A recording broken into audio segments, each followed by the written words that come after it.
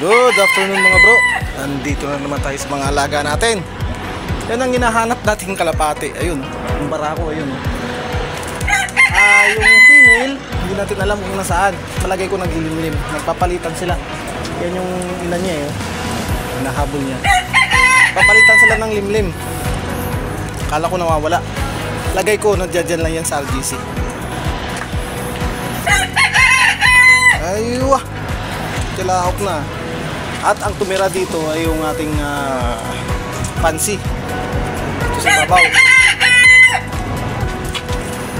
Yun nga lang, yung manok natin, napapansin ko, tatlo na ulit. Bagong itlog. Tapos nung nakaraan, nababawasan yung itlog nila eh. Kaya nangingitlog na ulit sila na panibago. Siguro may tumitira. Hindi lang natin alam. Maglilinis-linis muna ako saglit dito kasi pupunta daw kami dun sa kaibigan ng Egyptian para magbayad ng aming mga kinuha.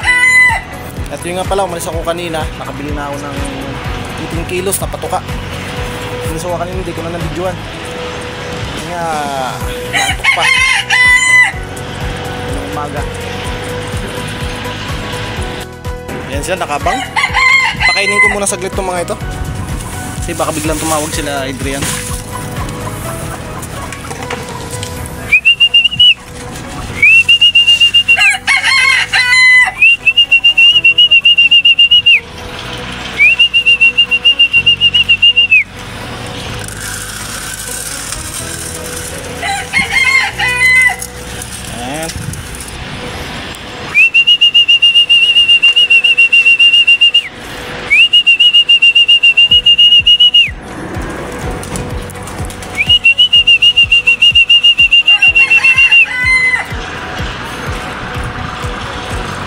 Ayan lang sila natin dyan.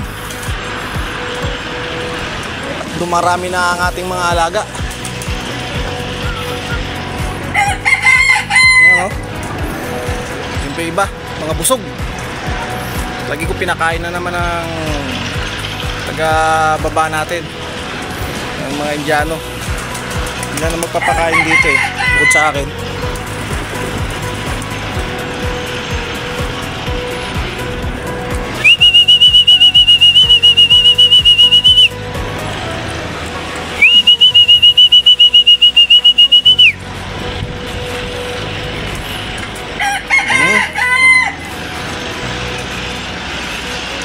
Dito na sila lahat. Ito, parang bago na naman itong isang to.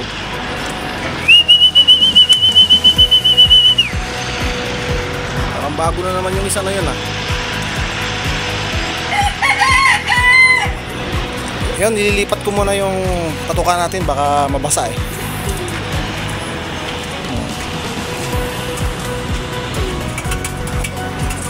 Ito yung iba. Parang bago na naman ito. Isa na to. Yan din short pag walang orange. Yun pala yung bihag natin. Yan pala natin yan. So nilalagyan natin ng sing-sing na kulay orange. Yung kulay ganito. Yan. Nilalagyan natin ng ganyan. Mga alaga natin na walang mga sing-sing. Pero yung the rest na may mga sing-sing ng PH saka dito,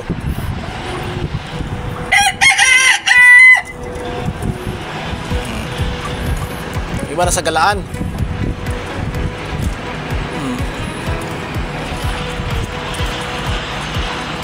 Mga nakatambay, kulis-walis muna ako rito para kahit paano mabawasan ng kalat. Mga alaga natin, mga busog. Mga nakatambay. Wala naman tayong bagong bihag. Ang bihag natin, nasan ba? Hindi makita. Sa galaan din ata. Parang yun. Hindi.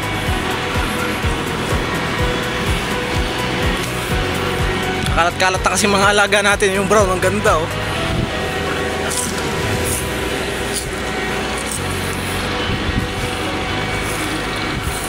Mga busog sila kaya ayaw magsibabaan. Pinakain ko kasi kanina nung dumating akong tanghali. Ayan. Sa taas lang.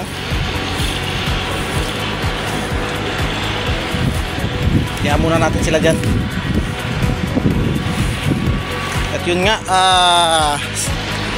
sa ano pala, sa Friday, Saturday, Sunday wala tayong pasok, kaya dito tayo maglilibang sa mga alaga natin. Well, wala naman tayong panggala, kaya dito na lang tayo, wala pang gastos. Yun, nakakapagwalis-walis na rin. Kasi biglang yung pala yung isang biyag natin, ayun, yun siya, di na umalis, ayos yan. Siguro maisip niya maraming pagkain dito na lang ako. Yung fancy natin, ayan, dito na sila ng itlog, babaw na to, hindi na rito, hindi na dyan, yan na sila ng itlog. Ayun yung hen, sana mapisa, yung pakawala na sila.